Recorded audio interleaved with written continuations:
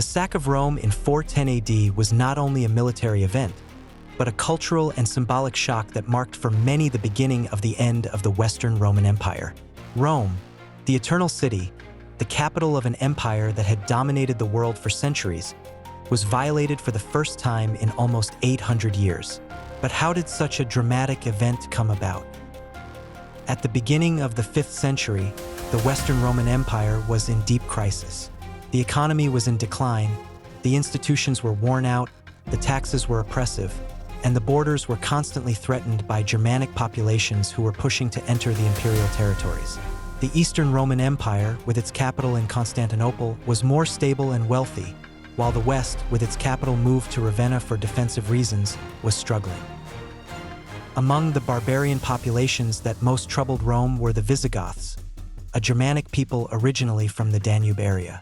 In 376, under pressure from the Huns, the Visigoths asked for asylum within the empire. Rome accepted, but treated them with contempt.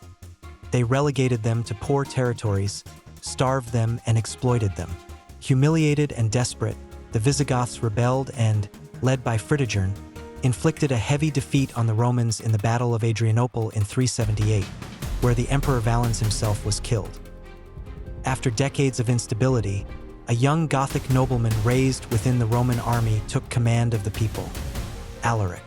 He knew Roman culture well, he had served as an imperial general, but he felt betrayed by an empire that respected neither the Pax nor the Germanic peoples.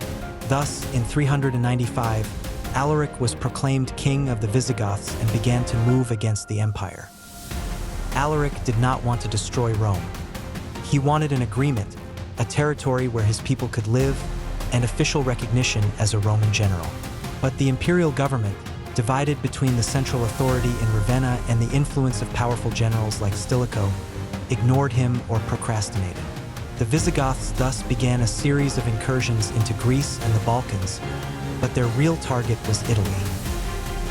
In 402, Alaric invaded the peninsula and threatened Milan, where the Emperor Honorius was. Stilicho managed to repel him, but the tension remained high. Stilicho, despite his successes, was unpopular at court because he was a general of barbarian origin. In 408, he was executed on the emperor's orders, and with him a large part of the Gothic soldiers integrated into the Roman army were also massacred. This act unleashed the anger of the Visigoths, who felt definitively betrayed. It was then that Alaric, in 408, marched on Rome. He laid siege to the city, blocking supplies and causing prices to skyrocket. The population suffered from hunger, disease spread, and fear increased. Roman senators attempted to negotiate, but Alaric's demands, gold, land, and an official title were refused. Only upon payment of a heavy tribute did Alaric lift the siege. But the tension did not subside. In 409, Alaric returned to Rome. This time, he proclaimed a new puppet emperor, Priscus Attalus, hoping to obtain official concessions. This attempt also failed. The Western Empire, led by Honorius of Ravenna, refused any real negotiations. Thus, in 410, Alaric took the final decision. With the help of Gothic slaves present inside the city, the gates of Rome were opened on the night of August 24. The Visigoths entered, and for 3 days the city was sacked. Contrary to what one might think, it was not an indiscriminate massacre.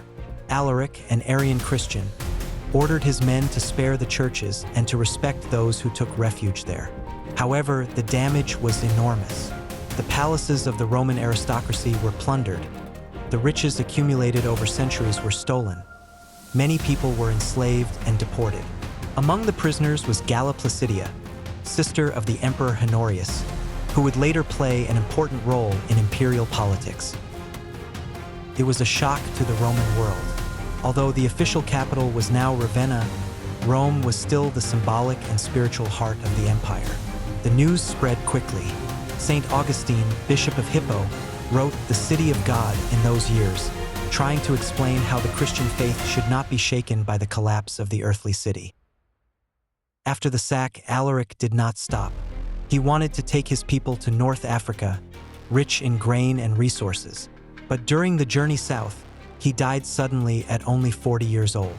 According to legend, he was buried in the bed of the Busento River, in Calabria, with treasures and precious objects, and the slaves who buried him were later killed to keep the location of the tomb a secret. The sack of Rome in 1401 did not mark the end of the Western Roman Empire, but it was a very hard blow. A slow decline followed between invasions, civil wars, and economic crises, which led to the final collapse in 1476, with the deposition of the last emperor, Romulus Augustulus.